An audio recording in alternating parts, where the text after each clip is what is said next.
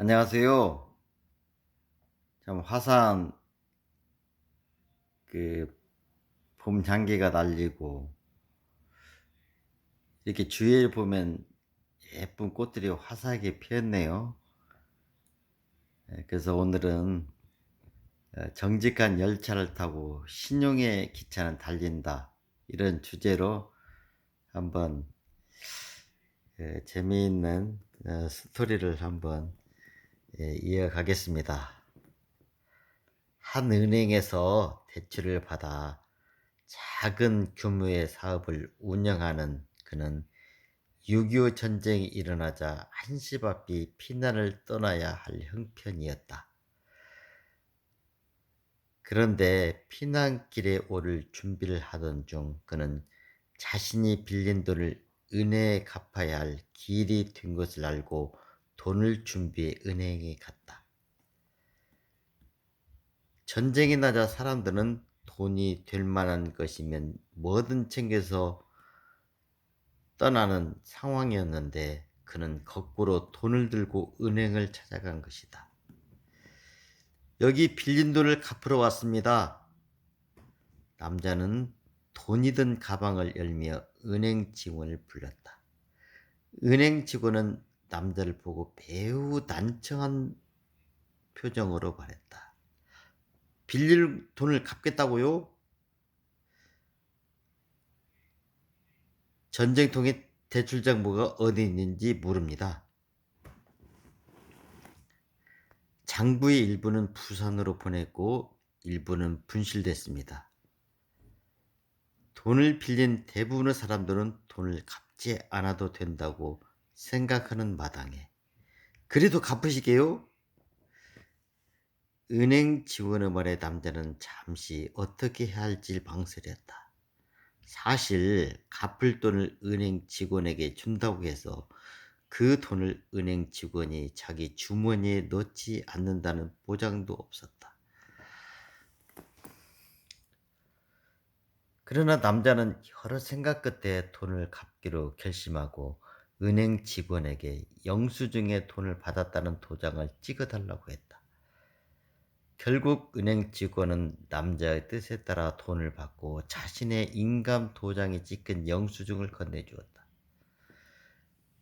6.25 전쟁이 끝난 후 남자는 가족들을 데리고 제주도에서 군납 사업을 시작했다.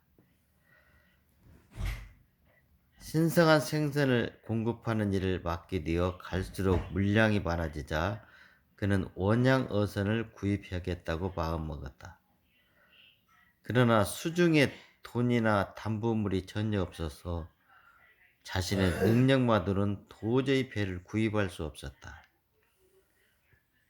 남자는 사업 자금을 마련하기 위해 부산의 은행을 찾아가 융자를 신청했다. 그러나 은행에서는 전쟁이 막 끝난 후라 모든 것이 불확실한 상황에서 대출은 위험하다고 판단하여 그 요청을 거절했다. 대출받기를 포기하고 은행문을 막 나서려다가 문득 자신이 전쟁 중 피난길에 서울에서 갚은 빚이 잘 정리되었는지 알아봐야겠다는 생각이 들었다. 발길을 늘려 예전에 받은 영수증을 은행 직원에게 보여주었다.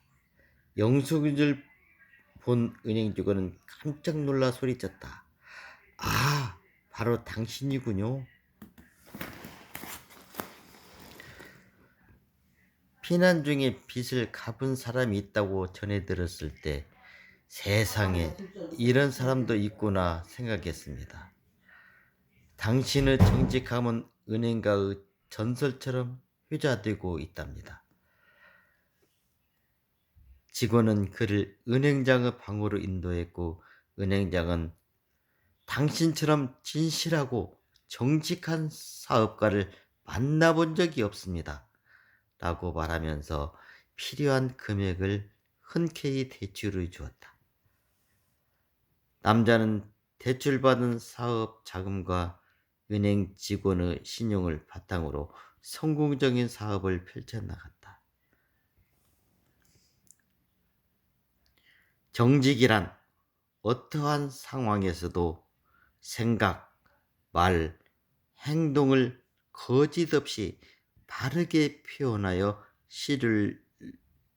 신뢰를 얻는 것이다.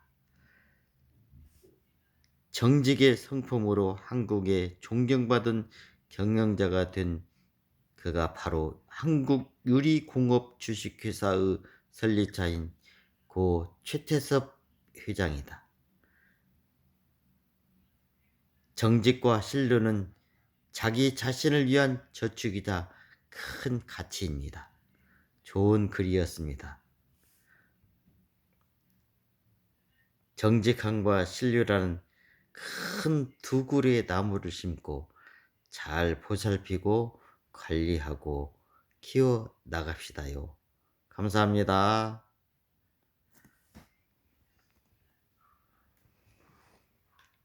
정직한 열차를 타고 신용의 기차는 달린다. 빠바. 잊지 말자 정직, 상기하자 신용. 좋아요.